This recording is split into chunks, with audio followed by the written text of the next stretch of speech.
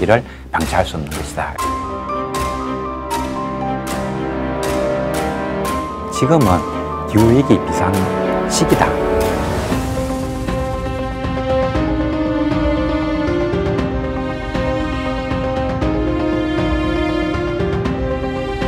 (40% 정도의 식물만 살아남고 나머지 58%는 멸종한다.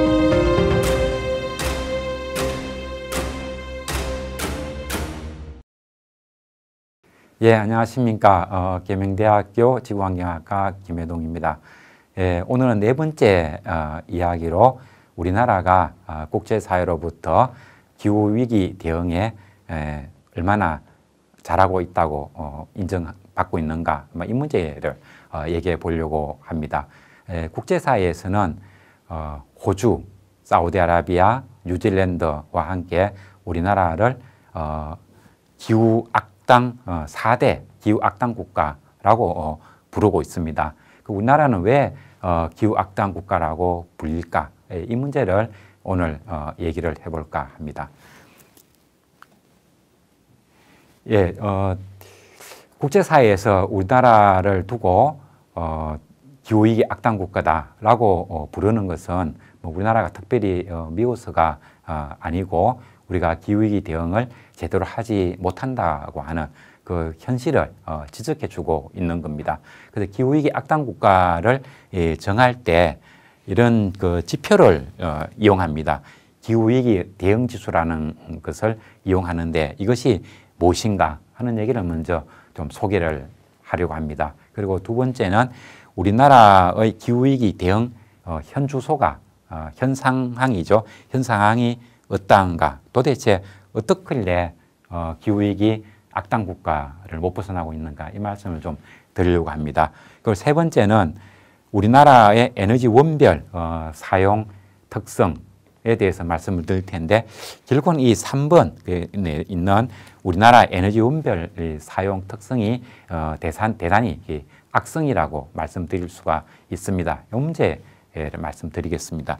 그리고 네 번째는 윤석열 정부 들어서서 우리나라 에너지 전환 수정안이 나왔는데 그 수정안의 내용이 무엇이고 그것이 안고 있는 문제점은 무엇일까? 이 문제에도 말씀을 드리겠습니다. 먼저 기후위기 대응 지수라는 겁니다. 영어로는 CCPI 이렇게 얘기를 하는데 내용은 이렇게 제가 정리를 해보았습니다. 어떤 나라가 기후위기에 얼마나 대응을 잘하고 있는지를 수치로 평가하는 지수입니다. 그래서 전 세계 온실가스 배출량의 90%를 차지하는 상위 60개국을 대상으로 평가를 합니다.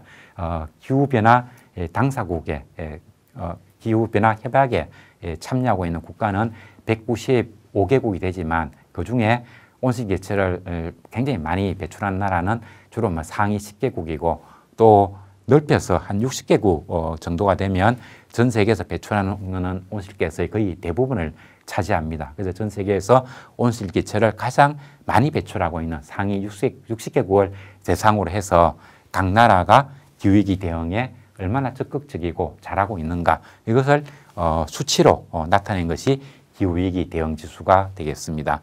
그리고 밑에 보면은 이 CCPI 계산은 누가 하는가 이런 건데 전 세계에서 한 350에서 400명 정도 되는 기후에너지 전문가가 평가에 참여를 하고 있다고 합니다. 그리고 이 기후위기 대응 지수를 이용해서 이 등수를 매기는 일을 하는 곳이 저먼워치, 뉴클라이met 연구소, 기후행동 네트워크 등 약 4개의 기관들이 공동으로 CCPI를 계산하고 이것을 발표를 하는데, 이걸 발표하는 그 기간은 매년 기후변화 당사국 회의가 열리는데 기후변화 당사국 회의가 거의 마칠 때쯤 되면은 이 4개 기관에서 CCPI를 이용해서 각국의 등수를 발표하는 이런 일이 있습니다.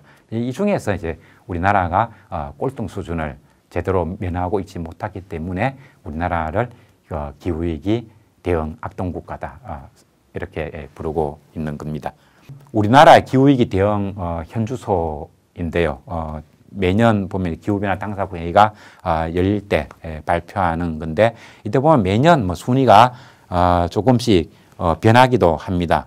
지금 제가 제시한 것은 2020년에 나왔던 내용인데 작년의 경우에는 이것보다는 한 4단계 정도 더 상승을 한 것으로 압니다만 CCPI 점수를 보면 뭐 그다지 개선되지도 않았습니다. 그래서 2020년에 나온 결과를 보면은 20년에 나온 걸 보면 1등부터 3등까지는 기준에 드는 나라가 없다. 그래서 올림픽으로 치면은 금메달감, 은메달감, 동메달감 이렇게 상을 줄 수 있는 나라가 없다. 즉 전 세계에서 뭔가 칭찬받을 만한 기후위기 대응을 잘한다고 칭찬해 줄 수 있는 그런 나라는 존재하지 않는다. 이렇게 메시지로 받아들이면 되겠습니다. 그리고 나머지 국가들 중에서 가장 점수가 좋았던 곳이 스웨덴입니다. 그리고 이게 쭉 들여다보면 유럽 국가들이 상위권을 이렇게 차지하고 있습니다. 그리고 중국이 약 30등 정도 되고 일본도 우리 옆에 있는 일본이 51위가 됩니다. 그리고 미국이 꼴등이 되었는데 미국이 꼴등이 된 것은 그 트럼프 대통령 때 기후변화 협약 탈퇴 얘기를 했죠. 그렇기 때문에 기후정책 이런 쪽에서 아주 안 좋은 점수를 받았기 때문에 미국이 61위가 되었습니다. 근데 CCPI 지수 중에서 가장 중요하다고 볼 수 있는 것은 이 에너지 사용 부분이거든요. 그래서 이 부분을 보면은 우리나라가 꼴등입니다. 이게 사우디아라비아가 60등으로 뭐 이렇게 나와 있는데 사우디아라비아보다도 우리나라에서 CCPI 지수 중에서 실질적으로는 가장 중요하다 볼 수 있는 에너지 사용 부분에서는 전 세계에서 우리가 꼴등을 차지하고 있는 걸 볼 수가 있었습니다. 그리고 이 CCPI를 계산할 때 크게 보면 이제 4개 파트인데요. 온실가스 배출을 어떻게 하고 있는가, 그다음에 재생에너지는 어떤가, 그다음에 에너지 사용, 에너지 원별로 석탄이라든가 천연가스라든가 이런 원별 구성이 어떻게 되어 있는가 이런 얘기가 되겠죠. 그리고 기후 변화에 대응하려는 정부 정책 이런 것은 어떠한가, 이게 4개 부분으로 이렇게 분류를 해서 여기서부터 지표를 14개를 뽑아가지고 14개에 대해서 점수를 나라별로 부여를 하고 그것을 다 합쳐서 등수를 내는 겁니다. 근데 이게 보면은 온실가스 배출과 에너지 사용이 가장 중요하다고 볼 수 있는 이 2개 파트가 매우 낮음이 나오고 재생에너지 부문 그리고 기후정책의 부문도 낮음으로 이렇게 평가를 받고 있습니다. 그리고 우리나라에서 또 다른 자료를 보면 1인당 탄소 배출량이 세계에서 4위가 되겠습니다. 우리나라가 보면 아직까지도 중화학 중심 다 벗어나고 있지 못하죠.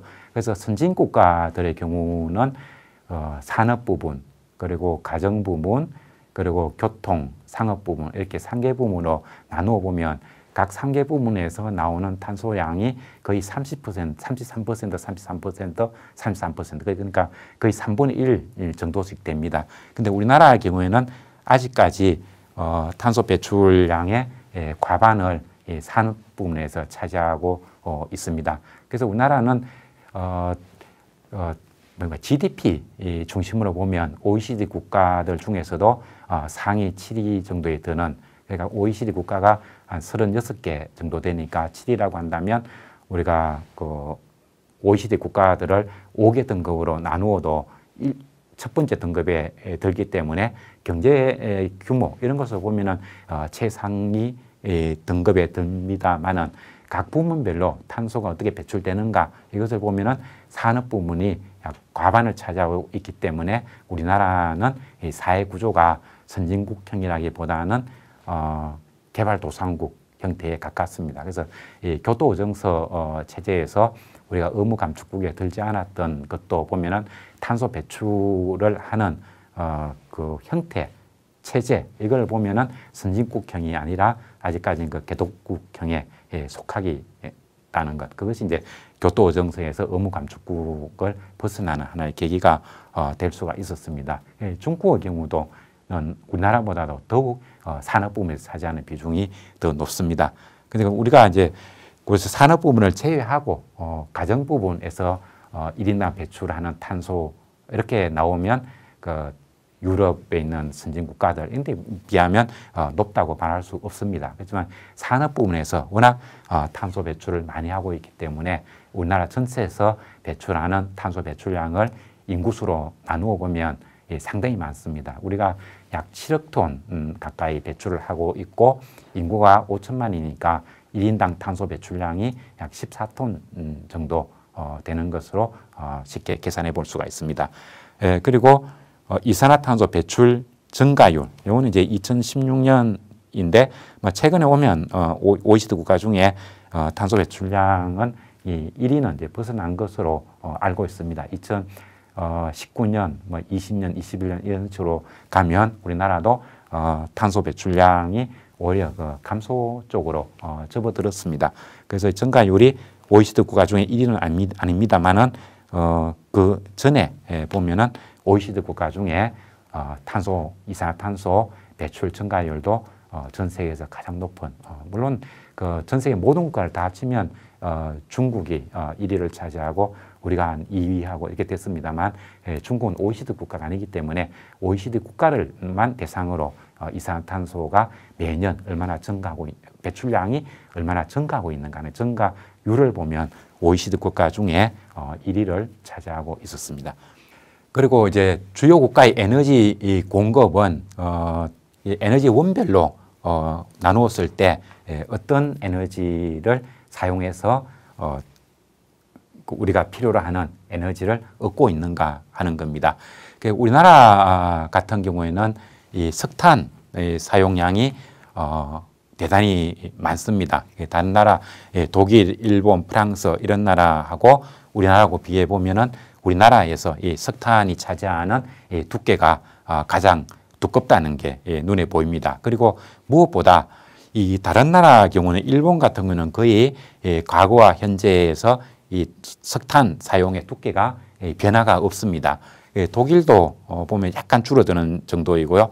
거기에 비해서 영국이라든가 미국 같은 경우는 많이 폭이 줄어들고 있는 걸 볼 수 있습니다. 그리고 프랑스의 경우는 에너지 공급에 원자력이 많이 차지하고 있고 애당초 석탄이 차지하는 양이 적었습니다. 거기에 비해서 우리나라는 석탄이 차지하는 비중이 대단히 높고 그리고 최근까지도 석탄이 차지하는 비중이 계속해서 증가해 오고 있다는 거죠. 그리고 지금 동남아시아 국가들도 2030년까지 석탄 발전소 문을 닫겠다고 이렇게 나오고 있는데 우리나라는 지금도 석탄 발전소를 짓고 있죠. 아직 있는 것을 갖다가 닫는 것은 물론이고 지금 이제 다른 나라에서 2030년까지 닫겠다고 얘기를 하는데 우리는 석탄 발전소를 지금 짓고 있는 이런 말도 안 되는 일이 벌어지고 있습니다. 이런 정책의 엇박자 이런 것들이 우리나라가 전 세계로부터 기후변화 악동국가라는 오명을 듣게 만든다고 생각을 합니다. 그 다음에는 주요국 탄소 배출량 비교인데요. 우리나라에서 나오는 배출량, 일본 이렇게 쭉 있습니다만 여기서 주목해야 될 점은 이쪽 축이 연도라고 보면 되겠습니다. 그래서 이 최근으로 올수록 탄소 배출량이 어떻게 변하고 있는가 하는 이야기인데 일본, 프랑스, 독일, 영국, 미국 이 모든 나라가 상당한 기간에 걸쳐서 탄소 배출량이 줄어들고 있다는 걸 볼 수 있습니다. 그리고 중국의 경우에도 최근 상당히 오랜 기간에 걸쳐 가지고 탄소 배출량이 증가하지 않고 물론 약간 증가로 보입니다만은 증가하지 않고 현상을 유지하는 그런 걸 유지를 하고 있습니다. 거기에 비하면 우리나라 같은 경우는 최근에 오면서도 탄소 배출량이 증가 일변도였다는 것을 볼 수 있습니다. 이런 것들이 중국은 OECD 국가가 아니라는 점을 들어서 예로 한다면 OECD 국가들, 선진 국가들 중에 탄소 배출량이 이렇게 1990년부터 2018년까지 계속 증가해 오고 있는 나라는 우리나라밖에 없다는 점을 우리가 이 그래프를 통해서 확인할 수가 있습니다. 예, 그리고 그뿐만이 아니고 2010년부터 2019년까지 국가별 재생에너지 설비 투자액 비교하는 이 그림이 최근에 나왔는데요. 이걸 보면은 중국이 전 세계에서 압도적으로 많습니다.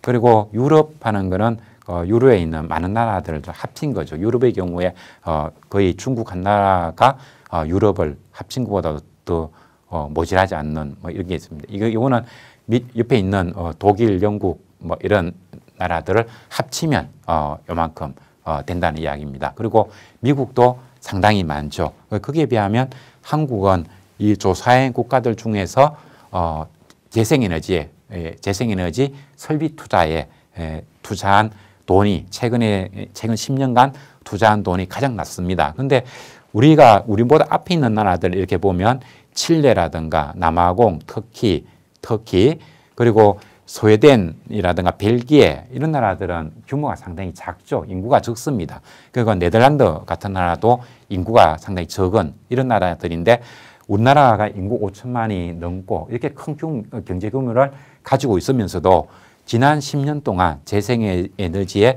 투자한 금액이 가장 적다는 걸 볼 수가 있는데 이만큼 우리가 그 재생에너지에 투자를 하지 않았다. 즉 우리가 기후위기 문제에 대해서 둔감했다. 그리고 이 기후위기 문제는 우리나라만의 문제가 아니고 전 세계의 문제이고 우리나라도 지구의 구성원의 한 국가로서 우리가 해야 될 그 최소한의 의무 이것을 자각하지 못하고 살아왔다 하는 걸 알 수 있습니다. 이런 사람들을 악당해라고 말하지 않습니까? 그래서 이 그래프야말로 우리나라가 왜 전 세계로부터 기후 악당 국가 가장 대표적인 기후위기 대응에 비협조적인 나라라고 지탄을 받고 있는가 하는 것을 절실하게 보여주는 겁니다. 그런데 우리가 그 기후위기 대응에 적극적이지 못하고 이렇게 전 세계로부터 손가락질을 받으면 어떤 일이 벌어질까? 이것도 우리가 좀 생각을 해보아야 됩니다. 이제 가을이 되면 미국에서 미식 축구 같은 게 이제 열리고 그렇게 하면은 전 세계가 관심을 갖습니다. 우리나라 그 현대자동차라든가 이런 곳에서 아주 짧은 시간 동안에 홍보를 하기 위해서 엄청난 그 광고비를 쏟아붓기도 합니다. 그렇게 광고비를 쏟아붓는 이유는 무엇인가 하면은 우리나라 그 제품의 뭘 갖다가 그 세상에 널리 알리기 위한 거죠. 근데 그렇게 알리는 방법은 그 제품을 직접 홍보하는, 선전하는 이런 효과도 있지만 전체적으로 저는 이미지, 그 기업에서도 보면 광고를 할 때 제품 광고도 하지만 그 기업의 그 이미지를 갖다가 좋게 만드는 광고도 하고 있지 않습니까? 그래서 우리가 국제적으로 지금 유럽을 포함해서 특히 선진국가를 중심으로 해서 기후위기 문제에 대해서 매우 심각하게 생각하고 있고 모든 문제를 다루는 중심 잣대가 기후위기 문제입니다. 근데 이 문제에 대해서 대한민국이라는 나라가 매우 비협조적인 나라다. 이렇게 이제 인식이 되게 되면 그것이 바로 우리나라의 어떤 제품의 홍보라든가 우리나라 사람들의 이미지 이런 데까지 매우 악영향을 미치게 되고 결국 그것은 우리나라 국익에도 손해다 하는 점을 좀 우리 모두가 좀 인식할 수 있었으면 얼마나 좋을까 막 그런 생각을 해봅니다. 예, 그리고 이것은 또 이제 2016년에 나왔던 데이터인데 그 OECD 국가들의 재생에너지 비중하는 그 자료입니다. 이걸 보면 OECD 국가들 중에서 꼴등이 대한민국이고 그 다음에 하나 앞에가 그 이스라엘로 되어 있습니다. 그 이스라엘과 한국 다음이 헝가리인데 헝가리하고 우리나라하고는 현저한 차이가 난다는 것을 볼 수가 있죠. 이런 상황에서 지금 국제 무역 시장이라든가 이런 곳에서 기후 변화를 중심으로 해서 국제 협상이 이루어지고 있고 그 무역이 결정되고 이런 상황에서 우리가 이 험난한 파도를 어떻게 헤쳐나갈 수 있을까 이런 생각을 하면 상당히 암담하고 그리고 현재 윤석열 정부만이 아니고 우리 그 앞에 있었던 문재인 정부를 포함해서 그 앞에 정부들은 어떤 일을 했는가 하는 이제 공동 책임을 묻지 않을 수 없는 그런 상황이 아닐까 하는 생각을 해봅니다. 우리나라 에너지 전환 계획 수정안인데요. 윤석열 정부의 제10차 전력 수거 기본 계획 실무해서 이런 안이 나왔는데요. 이걸 보면은 2030년까지 에너지 원별로 발전 비중은 원자력 발전소에서 32.8%를 차지하고 석탄을 21% 정도 차지하고 LNG가 29%, 재생에너지를 21.5%로 한다라는 안을 만들었습니다. 근데 이것이 이제 앞에 있는 것은 2021년 10월에 나온 문재인 정부 때 만들어진 안과 어떤 차이가 있는가 이걸 비교를 해보면 문재인 정부에서는 원전 비중을 23.9% 이렇게 제시를 했었습니다. 우리가 이제 오늘날 한국전력이 기업 이익에 굉장히 적자가 많이 나고 뭐 이런 얘기를 할 때 문재인 정부에서 탈핵 정책을 해서 그렇다 그런 얘기를 하고 있습니다만은 사실 문재인 정부가 얘기했던 게 2080 탈핵 이런 얘기를 했기 때문에 2080이라고 한다면 문재인 정부가 들어섰던 2017년부터 이렇게 생각을 한다고 한다면 거의 한 6, 70년 후를 얘기하고 있거든요. 근데 전 세계 어떤 나라들도 어떤 정책을 얘기할 때 60년, 70년을 앞에 두고 우리는 탈핵한다 이런 얘기를 하는 경우는 없습니다.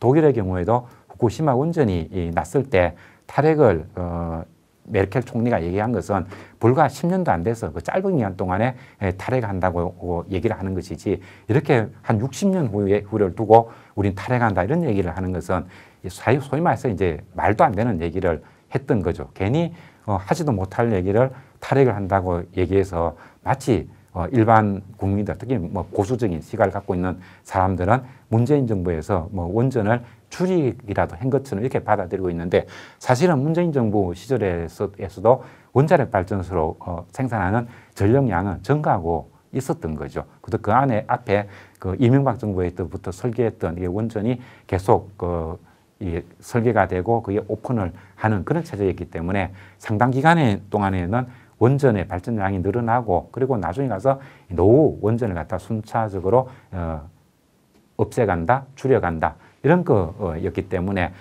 탈핵 정책이라기보다는 뭐 감원 정책 뭐 이 정도로 얘기하는 게 더 올바르지 않았을까 이런 생각을 해봅니다. 근데 저는 다시 돌아와서 얘기해 보면 원전 비중을 2030년까지죠. 이때 뭐 2030년이 되었을 때 문재인 정부에서는 원전 비중을 23.9%로 이렇게 줄여간다라고 얘기했는데 윤석열 정부에서는 32.8%를 제시했기 때문에 문재인 정부보다 약 9% 정도가 늘어나는 게 되겠습니다.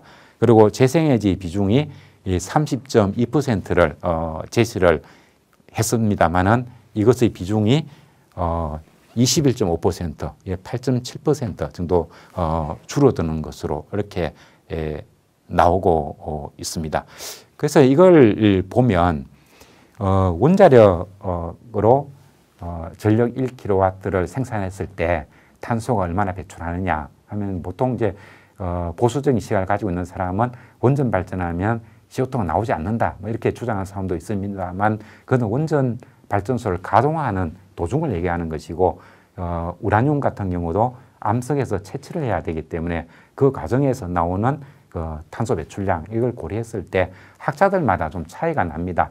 근데 일본에서 제시한 그 안을 보면은 원자력으로 이 전력을 생산하면 1kW당 20g이 제시되어 있는 것을 제가 확인을 했습니다. 근데 최근에 나오는 유럽에서 나오는 학자들 얘기로는 한 60g이 넘는다는 이런 주장도 있습니다. 거기에 비하면 풍력으로 해서 1kW 전기를 생산하면 15g 정도의 이산탄소가 배출되는 것으로 제시가 됩니다. 그리고 보면 원자력 발전소가 재생에너지 우리가 대표적인 태양광이나 풍력보다는 CO2 배출량이 더 많다 이렇게 볼 수가 있죠. 근데 석탄을 이용해서 전기 생산을 하게 되면 1kW의 전력을 생산하는데 880g, 약 900g 정도의 이산화탄소가 배출이 됩니다. 거기에 비해서 천연가스를 사용하게 되면 한 450g 정도의 이산화탄소가 나옵니다. 그래서 독일의 경우에는 독일의 석탄이 굉장히 많죠. 그래서 예전에 우리 박정희 대통령 시절 그때만 보더라도 그때 보면 우리나라에서 독일에 간호사도 많이 가고 그다음에 광부가들이 이제 독일에 많이 갔는데 그것은 독일에 석탄, 탄광이 굉장히 많이 있었고 그 석탄 채굴을 해서 거기로부터 에너지를 많이 얻고 있었습니다. 그래서 독일은 석탄 발전소의 비중이 상당히 높았던 거죠. 그런데 이제 우리가 기후위기 대응을 하기 위해서는 재생에너지로 바로 가면 독일은 이제 탈원전을 선언했으니까 우리가 그 독일이 갈 수 있는 길은 재생에너지인데 재생에너지로 바로 가는 것이 힘드니까 석탄 발전소에서 원전을 LNG를 디딤돌로 해서 재생에너지 쪽으로 가는 걸로 이렇게 이제 정책을 펼치고 있습니다. 근데 잘 알다시피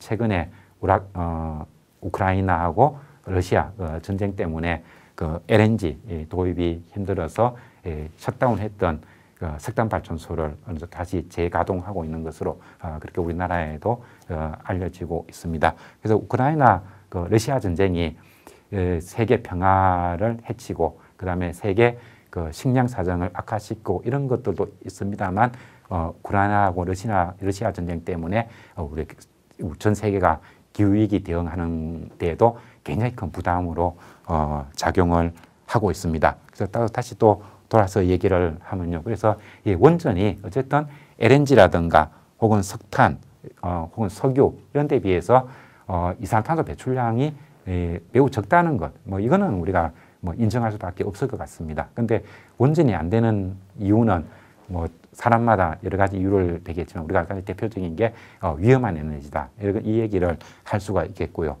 그렇기 때문에 그 원전으로 전력을 생산하게 되면 파리협정에 정부가 대응하는 데는 뭐 도움이 안 된다고 말할 수 없겠죠. 도움이 된다. 뭐 이렇게까지는 우리가 인정할 수 있겠습니다. 그렇지만 기업하는 측면에서 들여다보면 CO2를 줄이는 것이 어떤 방법으로 줄일 것이냐 이걸 생각해 봤을 때 리뉴어블 에너지 100이라고 하는 것 이것이 파리협정보다도 더 강하게 피부에 와닿습니다. 그렇게 생각하면 이 원전이 비록 전력 생산하는 데 있어 가지고 그 화석연료에 비해서 현저하게 CO2를 적게 배출한 것까지는 인정할 수 있지만 원전은 리뉴어블 에너지 100은 아니지 않느냐.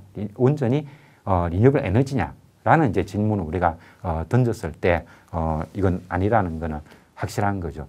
그렇게 보면 우리나라 2026년 때부터 유럽에서 그 탄소 국경세를 도입하게 되고 그리고 어떻게 될지 모르겠습니다만 미국에서도 유럽에서 하게 되면 미국도 따라서 탄소 국경세를 도입하겠다라고 얘기를 하고 있습니다. 그래서 만약에 유럽과 미국에서 탄소 국경세를 도입을 하게 되고 그리고 전 세계 글로벌 기업에서 알리백을 갖다 보다 더 강화해서 나가겠다라고 얘기했을 때 우리나라처럼 이렇게 재생에너지 비중을 낮게 가지고 있어서는 우리나라의 강점이라고 말할 수 있는 그 제조 이것을 우리가 어떻게 가져가려고 하는 건지 이것을 묻지 않을 수가 없는 그런 문제라고 생각을 합니다. 그래서 이게 윤석열 정부의 제10차 전력 수급 기본계획에서 나오는 원전 비중을 높이고 재생에너지 비중을 낮춘다는 것은 이 사람들이 얘기하는 기업하기 좋은 나라라든가 이런 얘기 자신들의 말 자체를 갖다가 뒤엎는 매우 잘못된 아니다 이렇게 볼 수가 있습니다. 그리고 우리나라에서 보수적인 사람들이 생각을 좀 많이 바꿔줘야 될 점이 하나 있는데요. 그 대구에서 제가 잘 아는 재생에너지 태양광을 하시는 교수님이 한 분 계시는데 이분은 이 박근혜 대통령 시절 박근혜 대통령으로부터도 아주 아낌을 많이 받았던 전형적인 정치적으로 보면은 아주 보수적인 이 분입니다. 근데 이분은 그 태양광 쪽으로 많은 일을 계속 하고 있습니다. 그래서 그분하고 얘기를 해보면 이런 얘기를 해요. 그 다른 나라에서는 태양광 쪽으로는 진보 못지않게 보수 정권이 매우 적극적이다. 근데 우리나라에서는 사실은 정치적으로 보면은 박근혜 정부에도 많이 관여를 했고 그쪽하고도 아주 밀착이 되어 있었고 그렇게 되니까 자신이야말로 이 우리나라 보수 쪽 정치 세력의 사람인데 태양광 얘기를 하면은 주변 사람들이 굉장히 진보적인 쪽에 서 있는 사람으로 그렇게 자꾸 얘기를 하고 또 그쪽 편에 있는 사람들이 오해를 한다. 그런 얘기를 하더라고요. 그래서 우리나라가 굉장히 이상한 나라다. 이게 태양광은 유럽이나 이런 데 보면은 이 보수 정권에서 더 많이 내세우고 있는 건데 왜 우리나라는 보수 정권이만 들어서면은 재생에너지 쪽에 이렇게 좀 재생에너지가 찬밥 신세가 돼야 되는지 참 답답하다. 그런 얘기를 하는 걸 저도 들은 적이 있습니다.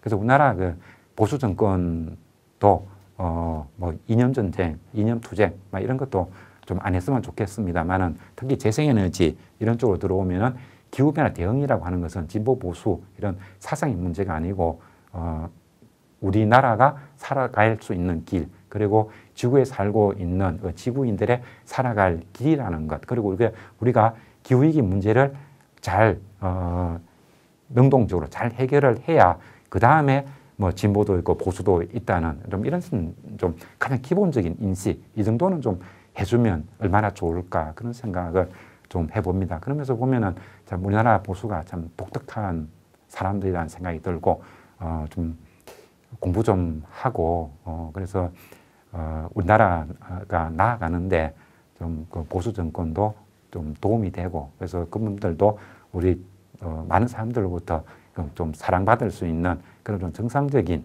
정치 세력으로 좀 다시 좀 탄생하면 얼마나 좋을까 좀 그런 생각도 해보았습니다. 여기 보면 이제 노원전 가동 지속하고 2036년까지 6개의 원전을 갖다가 추가로 더 많이 만들어내겠다 이런 얘기를 하는데 노원전 가동 이걸 보면은 우리나라 원전이 주로 동해안 쪽에 위치해 있습니다. 그리고 태풍이 올라오는 길목을 보면 7월 달에 올라오는 여름 태풍은 서해로 가고요. 그 다음에 8월, 9월 달에 올라오는 가을 태풍은 거의 대부분이 동해안 쪽으로 가고 있습니다. 그리고 지구온난화 현상이 지속될 때 우리나라 올라오는 태풍이 앞으로 어떻게 변할까 하는 그 자료를 보면 가을 태풍 이런 것들이 많이 증가하는 것으로 나옵니다. 그리고 그것이 서해 쪽으로 가는 태풍의 숫자보다는 동해안 쪽으로 가는 태풍의 수가 더 많이 현저하게 높게 증가한다는 그런 연구 논문도 나와 있습니다. 이런 걸 볼 때 이 노원전을 갖다가 태풍의 길목에 저렇게 세워놔서 앞으로 우리나라의 안전 이 문제는 어떻게 대처하려고 하는 건지 그것도 좀 묻지 않을 수가 없습니다. 우리나라는 대단히 좁은 나라고 일본의 후쿠시마 원전만 하더라도 저 북쪽에 동북지방은 인구 밀도가 상당히 낮은 그런 지역입니다. 그럼에도 불구하고 일본이 결국은 후쿠시마 원전 사고로 인한 그 부담 그것을 벗어나지 못하고 있고 결국은 저기에 발목이 잡혀서 일본의 재번영은 오지 않을 것이다 라고 얘기를 많이 하고 있는 것으로 알고 있습니다. 그런데 우리나라 같은 경우는 그 원전으로부터 직접 영향 반경 30km, 50km 이 정도를 보면 부산광역시라는 어마어마한 메가시티도 포함되어 있고요. 그 다음에 옆에 대구도 있고 우리나라는 인구 밀도가 세계에서 가장 높고 우리나라에서 어떤 지역도 인구 밀도가 좁은 지역이 없습니다. 우리나라는 보면 최근에 인구 소멸 대상 지역이라고 해서 전남 지역이라든가 경북 지역 이런 여러 지역들이 이름에 오르내립니다만은 그런 인구 소멸 대상 지역이라고 하는 그런 인구들도 유럽 지역의 그 지방 도시들하고 비교를 해보면 이게 작은 도시가 아닙니다. 그 유럽 같은 경우에 인구 10만이 넘어가는 도시들도 잘 없습니다. 우리가 잘 아는 독일의 환경도시라고 하는 곳 있죠. 이런 것들도 보면 인구 30만이 넘지 않습니다. 그래서 우리나라에는 눈만 돌리면 우리가 생각할 때는 작은 도시라고 생각하는 것이 세계적인 기준으로 보면은 인구가 굉장히 많은 큰 도시다. 그렇게 인정할 수가 있거든요. 그래서 원자력 발전소, 이런 노원전 발전소로부터 매우 가까운 거리에 많은 인구들이 모여있기 때문에 이 원전 사고가 한 번 나면 우리나라는 일본 후쿠시마 원전 그 이상으로 아주 치명적인 피해를 입게 되고 우리는 그 늪으로부터 빠져나올 수 없다. 우리나라가 결국은 멸망으로 밖에 갈 수 없다 하는 이런 문제를 갖다가 좀 진지하게 받아들여야 되겠습니다. 이거는 결코 진보 보수의 문제가 아니라 우리 대한민국 사람들의 생존의 문제라는 것. 좀 이거를 정치하시는 분들이 꼭 좀 인식을 해주면 좋겠다는 그런 생각을 해봅니다. 자, 오늘은 여기까지 말씀드리도록 하겠습니다.